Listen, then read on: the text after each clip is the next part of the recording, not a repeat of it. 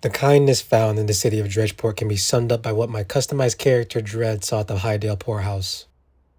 After peeking into its windows, observing struggling people sew clothing and eat gray soup, he watched two orderlies drag a corpse from the poorhouse and toss it in the back of a cart. That cart was on course for the plasm yards, the place where all the dead go to keep the city alive, as their corpses are turned into the too valuable resource called plasm, or lich oil. As the game puts it at the end of the scene, the Highdale poorhouse is not a place of kindness. It's a place to store raw human material until they are ready to be harvested. The corpse being shipped away made it hard to argue with this claim. And after spending a few more hours in Dredgeport, I must extend the sentiment to much of the poor city. This city is the setting of Duskpunk, a RPG that takes major cues from the Citizen Sleeper games when it comes to dice rolling mechanics, multiple character presets, text-heavy presentation, and themes of revolt against the opportunistic powers that be, but manifests a unique experience in its steampunk aesthetic, war-focused story, and method of exploring the aforementioned themes.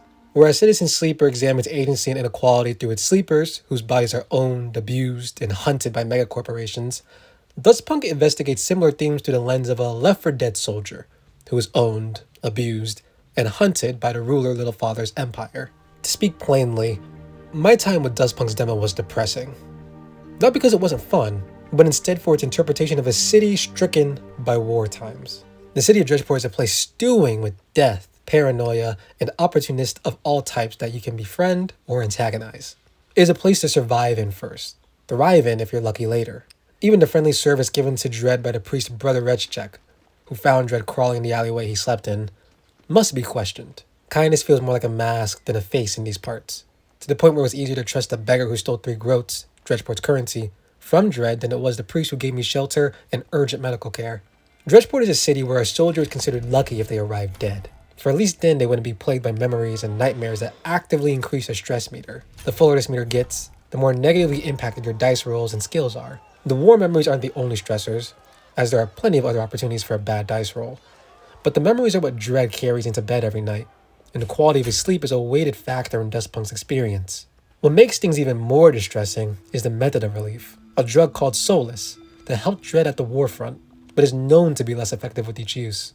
The bullet on top of the status quo was recruiters who were looking for him once they realized he didn't die like a good soldier is expected to, forcing him to not just survive in Dredgeport, but also figure out how to avoid the draft that promises hell. With all that said, Dredgeport is not without some warmth. Outside of Brother Rechchek, the engineer Zai, who is willing to give me a metal prosthetic for my freshly sawed off foot, and other characters I ran into, question marks dot the map that reveal small glimpses into daily life. This has included a metal forger who makes steel impressions of passerby, much like a character artist would do on the streets of New York City, as well as a chapel that offered a kind of peace that only silence from the city's marching boots and weary souls can offer.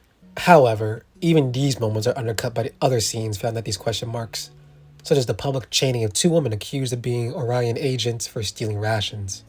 Seeing scenes like this make it a lot easier to buy into the revolutionary talk being hushed throughout the streets. But where the talk could lead is a mystery for the full game. However, I doubt I'll need to learn much more to join any cause dedicated to overthrowing the regime running Dredgeport. War is an all-consuming monster that ruins lives on and off the battlefield. Any society fueled by the corpses spat out by that monster will see little praise from me. The implications of Dredgeport's particular makeup are horrifying to ponder. What is the incentive for a society to stop a war that keeps the lights on? What lies and half-truths must be compounded so that the thirst for blood constantly outweighs the hunger forming countless stomachs? How many ideas have been choked in infancy, forced underground, or straight up blasted out of existence for fear that it may stop one more person from being turned into a resource? And even if there is a revolution against the Empire, will it mean more or less bloodshed for an already exhausted populace? These questions likely won't have easy answers, if answers at all.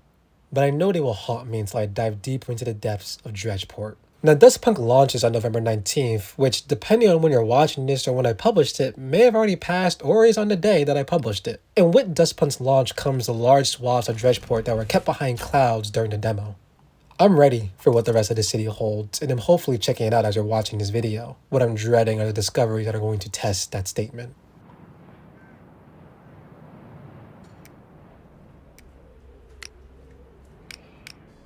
And that's it for my impressions of the demo for Duskpunk. Hopefully you enjoyed this, and if you decide to check the demo out yourself, please come on back and share in the comment section what you thought, or just share what you thought from looking at this video. Please remember to leave a like. If you really like this video, consider subscribing so you get more like it.